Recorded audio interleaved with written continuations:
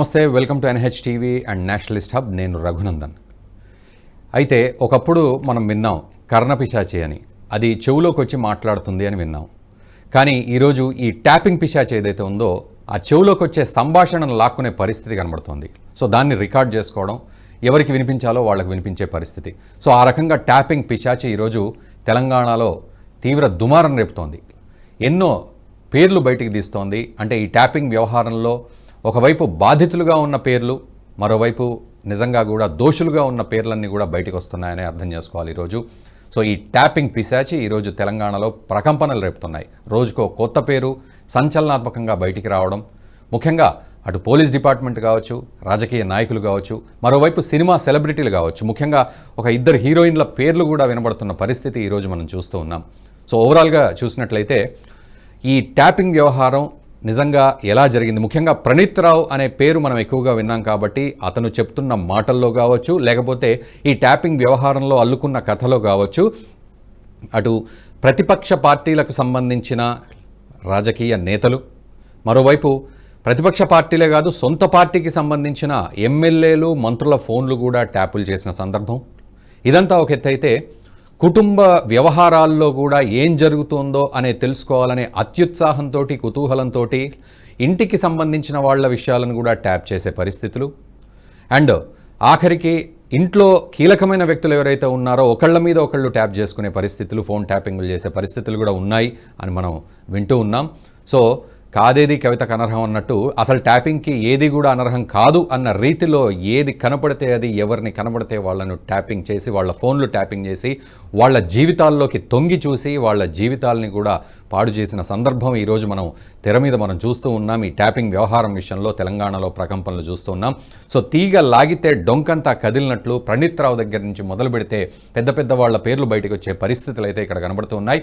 ఏదేమైనా రాబోయే రోజుల్లో ఈ ట్యాపింగ్ వ్యవహారం ఎవరి మెడకు చుట్టుకోబోతోంది అండ్ దీనిపై ప్రభుత్వం ఎంత సీరియస్గా ఉంది, అధికారులు ఎంత సీరియస్గా ఉన్నారు, సో ఎవరు కీలకమైన వ్యక్తులు ఈ విషయంలో దోషులుగా బయటికి రాబోతున్నారు, ఆ తర్వాత దీనికి సంబంధించి చట్టం ఏం చెప్తోంది, ఎటువంటి చట్టరీత్యా ఇది ఎటువంటి నేరం కిందికి మారుతుంది, దీనికి సంబంధించి నేరం గనక రుజువైతే దోషులకు ఎలాంటి శిక్ష పడుతుంది, అండ్ ఇంకా ముఖ్యమైన విషయం ఏంటంటే ట్యాపింగ్ వ్యవహారం కేవలం కొన్ని సందర్భాల్లో మాత్రమే ట్యాపింగ్లు చేస్తారు. కానీ ఇక్కడ కోతికి కొబ్బరి చిప్ప దొరికినట్టు ప్రతి ఒక్క వ్యక్తిని ట్యాపింగ్ చేసిన పరిస్థితులు.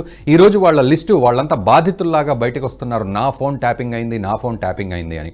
సో ఈ ఆరోపణల వెనక ఉన్న నిజాలేమిటి, తర్వాత ఇది ఎటువంటి పరిణామాలకు ఇప్పటివరకు దారితీసింది, ఇక ముందు దారితీయబోతోంది, తర్వాత దోషులుగా తేలిన వారికి ఎటువంటి శిక్ష పడబోతోంది, ఇదంతా ఒక ఎత్తు అయితే, ఈ ట్యాపింగ్ వ్యవహారం ఇలాగే కంటిన్యూ అయ్యి ఉంటే దేశ భద్రతకు కూడా ముప్పు వాటిల్లే పరిస్థితులు కనుక ఉండిన సిచ్యువేషన్స్ ఉంటే అటు కేంద్ర ప్రభుత్వం కూడా దీన్ని ఏ విధంగా సీరియస్గా తీసుకోవాల్సిన పరిస్థితులు, నేషనల్ సెక్యూరిటీ లెవెల్లో ఎలా తీసుకోవాలి, ఎందుకంటే ఇజ్రాయిల్లో తయారైన టెక్నాలజీని తెలంగాణకు తెచ్చుకున్నారు, అది కూడా కేంద్ర ప్రభుత్వ పర్మిషన్స్ ఏమీ లేకుండా తెచ్చుకోవడం జరిగింది, ఎంతో డబ్బు పెట్టి.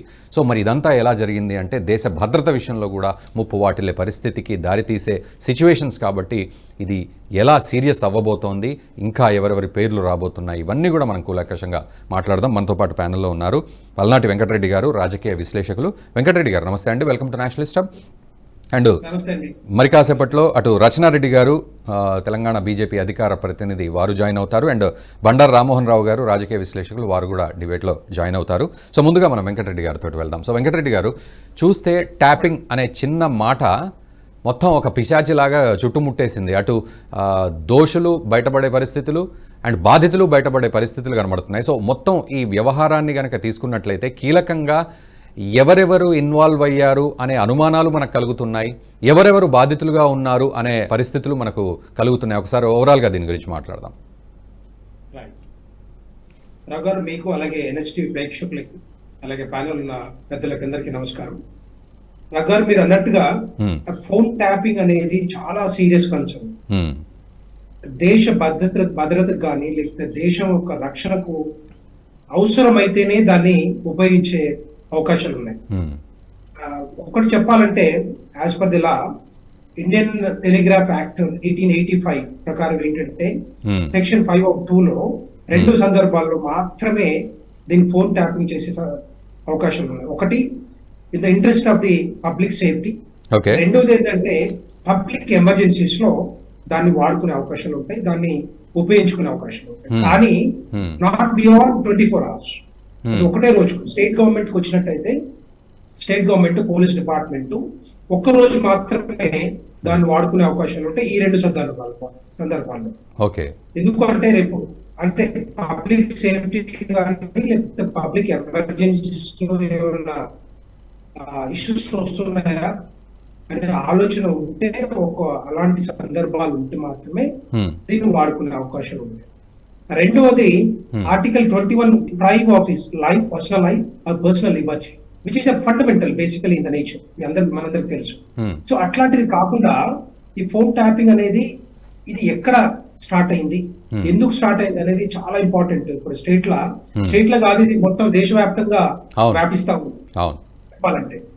ఎందుకంటే ఏ స్టేట్ గవర్నమెంట్ చెయ్యని పనులు ఇక్కడ దుర్మార్గంగా మరి కేసీఆర్ ప్రభుత్వంలో ఉన్న ఈ యొక్క అధికారులు చేసిరంటే ఇది దేశ భద్రతకి చెప్పాలంటే ఇది పెద్ద సిగ్గుచేటు. ఇంత నీచంగా దిగజారినంటే అంటే వాళ్ళ లైఫ్ కి, వాళ్ళ ఫ్యామిలీ లైఫ్ కి వాళ్ళు నమ్మలేని పరిస్థితిలో ఉన్నారు వాళ్ళు. అంటే వాళ్ళ ఫ్యామిలీ మెంబర్స్ కానీ లేకపోతే రాజకీయ నాయకులను కానీ బిల్డర్స్ కానీ మిగతా వాళ్ళందరినీ కూడా బ్లాక్ మెయిల్ చేసి వాళ్ళకి కావలసినవి వాళ్ళు అందిపుచ్చుకునేదాకా ఈ ఫోన్ ట్యాపింగ్ ద్వారా చేసుకుంటున్నారంటే ఇది ఏ మాత్రం కూడా ఎట్టి పరిస్థితిలో దాన్ని యాక్సెప్ట్ చేయని పరిస్థితి. ఎందుకంటే అంటే వెంకటరెడ్డి గారు ఏ కేటగిరీ వాళ్ళను వీళ్ళు ట్యాప్ చేశారనే విషయంలో ఏం చెప్తారు? ఇందాక మీరు అన్నారు బిల్డర్స్ కానీ, ఒకటి రాజకీయ నాయకులు, మీరు అన్నట్టు ఇంకోటి మరి సినీ హీరోయిన్లని, తర్వాత దాంట్లో మరి ఆ ఫీల్డ్ ఇంకెంతమంది బయటకు వస్తారనేది ఇంకా ముందు తెలియాల్సింది. మూడోది బిల్డర్స్ కానీ, తర్వాత వ్యాపారులు కానీ, ఇంకా పర్సనల్ గా ఈ రాజకీయ నాయకులకి ఎవరైతే అడ్డు వస్తారో వాళ్ళ ఫోన్ ట్యాపింగ్ చేసిన అవకాశాలు కనపడతా ఉన్నాయి. మనం రోజు పేపర్లో చూస్తున్నాం. ఒకటి పాలకుర్తిలో వార్ రూమ్ పెట్టి అక్కడ ఉన్న రాజకీయ నాయకులు కానీ, అక్కడ ఉన్న జ్యువెలరీ షాపులు కానీ, బిల్డర్స్ కానీ బ్లాక్ మెయిల్ చేసి డబ్బు సంపాదించారని చెప్పేసి ఒక ఇది వస్తుంది, ఇది మన కన్సర్న్ ఉంది అక్కడ. రెండవది అదే మహబూబ్నగర్ లో కూడా ఇంకొక వార్ రూమ్ పెట్టి అక్కడ రాజకీయ నాయకుల పరిస్థితి, ఆ రాజకీయ నాయకులు ఏ విధంగా వాళ్ళ ప్లాన్స్ ఏంటి, వాళ్ళ స్ట్రాటజీస్ తెలుసుకోవడానికి పెట్టి దాన్ని వాడుకుంటారు అని చెప్పేసి ఇంకొకటి వస్తుంది. సో ఇట్లాంటిది హైదరాబాద్ లో మరి రేవంత్ రెడ్డి గారు 2 years బ్యాక్ ఆయన కూడా చెప్పాడు, నా ఇంటికి 200-300 మీటర్లో నా ఫోన్ ట్యాపింగ్ చేస్తా ఉన్నారు, ఎట్టి పరిస్థితుల్లో వీళ్ళు లేదని చెప్పి అప్పట్లోనే మనం వార్నింగ్ ఇచ్చాడు.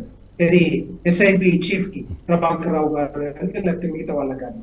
కానీ అట్లాంటిది అది కంటిన్యూస్ గా ఇది 2 సందర్భాల్లో కాదు, అన్ని సందర్భాల్లో అన్ని రకాలుగా తెలంగాణ రాష్ట్రంలో కేసీఆర్ గవర్నమెంట్ లో కేసీఆర్ ప్రభుత్వం దీన్ని మాత్రం ఇష్టం వచ్చినట్టుగా వాడుకున్నారు అనేది ఇప్పుడు మనం చూస్తా ఉన్నాం, రోజు గమనిస్తున్నాం, రోజు బయటకు వస్తా ఉన్నాయి వాస్తవం. అంటే వెంకటరెడ్డి గారు మీరు అన్నట్టు అన్ని వర్గాల వారిది చేశారు, కానీ ఒక కాబోయే ముఖ్యమంత్రి ఫోన్ ట్యాపింగ్ చేస్తున్నాము, ఇది చాలా తీవ్రంగా పరిణమిస్తుంది అనే విషయం కూడా అక్కడ మర్చిపోయిన సందర్భం అనుకుంటా.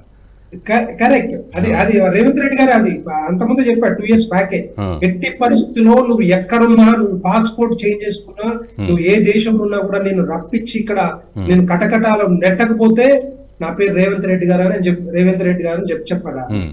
సో అదే విషయం కూడా నిన్న కూడా మనం చూసాం బేసిక్ గా. అట్లాంటిది వాళ్ళు భయపడకుండా చేసిరంటే వాళ్ళు ఒకటే అనుకున్నారు, కేసీఆర్ ఈ ప్రభుత్వం సంవత్సరాల కొద్దిగా మేమే ప్రభుత్వంలో ఉంటాం, మేమే ట్యాపింగ్ చేస్తాం, మేమే బ్లాక్ మెయిల్ చేస్తాం, మేమే భూ దందాలు చేస్తాం, మరి కోట్లలో డబ్బు సంపాదిస్తాం, తర్వాత 1000 ఎకరాల్లో మరి మన భూములు గుంజుకుంటామనే ఒక దుర్మార్గమైన ఆలోచనతోటి వాళ్ళు ఉన్నట్టుగా కనపడతా ఉంది. వాళ్ళు అనుకోలే ప్రభుత్వం పోతుంది, కేసీఆర్ ఓడిపోతాడు, తెలంగాణ బీఆర్ఎస్ ఓడిపోతుందని వాళ్ళ కళలు కూడా అనుకోలే. ఈ మధ్య మనం చూసినా కూడా ఈ బీఆర్ఎస్ నాయకులు మాట్లాడేది, స్పెషల్ గా కేసీఆర్ మాట్లాడినా, కేటీఆర్ మాట్లాడినా, హరీష్ రావు మాట్లాడినా, కవిత మాట్లాడినా, వీళ్ళు ఎవరు మాట్లాడినా కూడా మేము అధికారంలో ఉన్న భ్రమలోనే మరి వాళ్ళ అహంకారంతో మాట్లాడుతున్నారు ఇప్పటికి కూడా చెప్పాలంటే. కేసీఆర్ మొన్న కూడా మాట్లాడిండు, మీరు తెలంగాణ ప్రజలు తెలంగాణ ప్రజలు అత్యాశకు పోయి కాంగ్రెస్ పార్టీని గెలిపించారు, నన్ను గెలిపించకుండా అని చెప్పేసి, నన్ను గెలిపిస్తే దేశంలో ఇప్పటికే సగం అగ్గిపెట్టేట్టు ఉంది అని చెప్పాను. అంటే ఇలా ఎప్పుడైతే టిఆర్ఎస్ పార్టీని బిఆర్ఎస్ గా మార్చినప్పుడే తెలంగాణకి ఆయన పార్టీకి ఉన్న అస్తిత్వమే కోల్పోయి కట్ అయిపోయినాయి సంబంధాలే.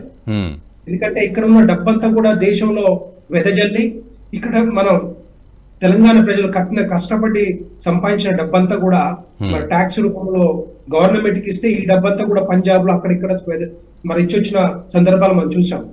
అట్లాంటివి కూడా తెలంగాణ ప్రజలు యాక్సెప్ట్ చేయకుండా ఇప్పుడు అందుకనే గత ఎన్నికల్లో ఘోరంగా ఓడించి ఫామ్ హౌస్ లో కూర్చోబెట్టారు.